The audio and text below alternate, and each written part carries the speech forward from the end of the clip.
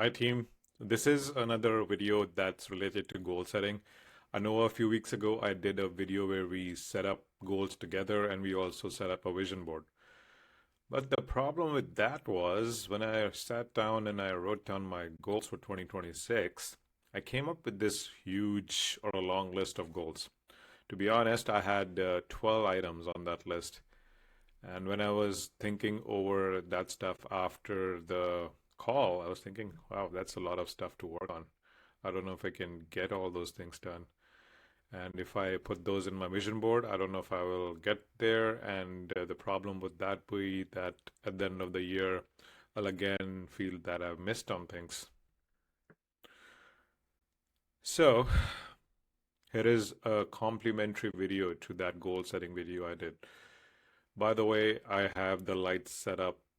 Eli can let me know how the lights are looking. I'm just trying something new, and it's not just a white light in my face as usual. So, not sure how this is going to look, but it's more about the message than the lighting, anyways. So, here we go. So, another mentor of mine told me another way of doing this goal setting exercise, and I quite liked it.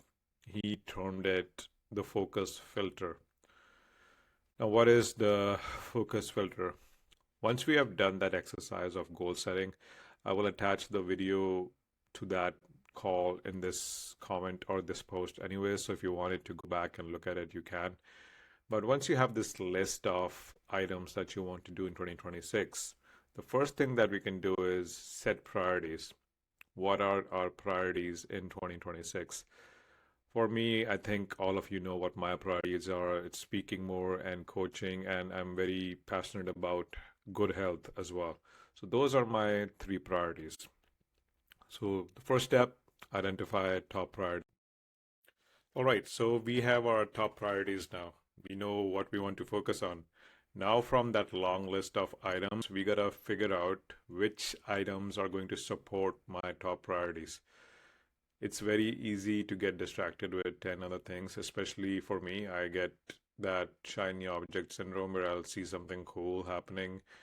It could be in the tech world, it could be in speaking that somebody's new and doing something new, and I get distracted and I start following it.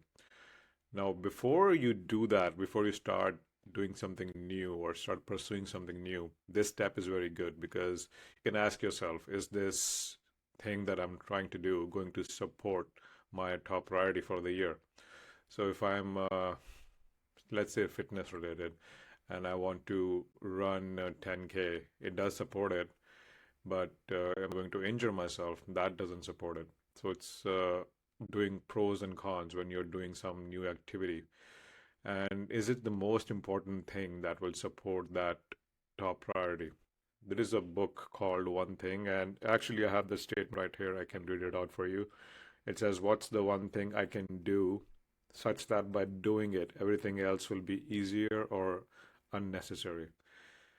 When we are doing an activity, is it supporting our top priority and is it making it better or is it moving towards my top priority? That's what I'm trying to say here.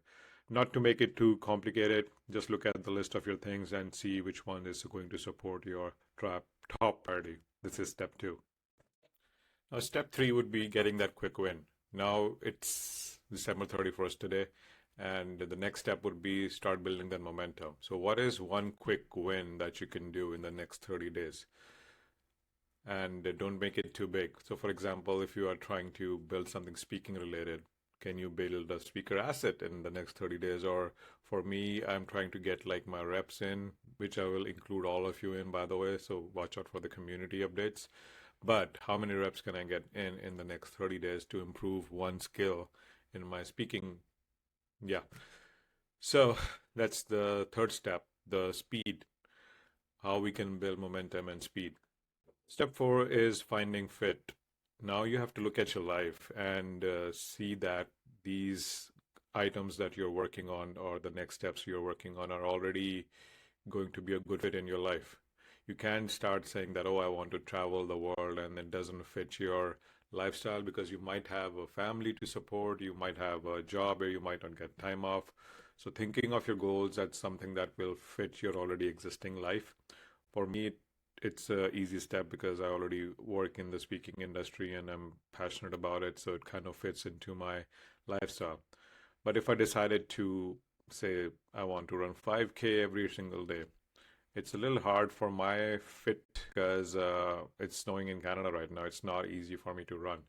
I'll have to buy new clothes, I'll have to buy the right shoes, wear the hat, make sure I don't catch a cold. So there's a lot of additional things that I'll have to do for picking up running. So look, do an audit of your life and see if the goals you're working towards fit in your life. So that was step four. And the last step would be again the SMART goals. I did this in the call as well, the SMART goal setting, but making sure that these goals are measurable. If you are doing a 30-day win for yourself, like how are you going to measure it at the end of the 30 days? Forget about like doing SMART goals for the whole year. Let's stick with the 30 days first. Ideally, if you are a very good planner, having it done for the whole year would be great. But for now, just like make it measurable for 30 days to build that momentum, as I said, and with that. Hopefully this was helpful. The key umbrellas for this video were impact, speed, and fit. What's the most impactful activities you can do towards your goals? How do you build the speed? And is it a fit or not with your lifestyle? And this whole thing is called the focus filter. And it's really good for people who might get distracted and might lose track of what they're working on, especially in this day and age of social media and everything that goes around us. Thank you so much for listening, and drop your goals below. What are you working on? And maybe put your impact, fit, and speed in there as well. I would love to hear it. Thank you for listening.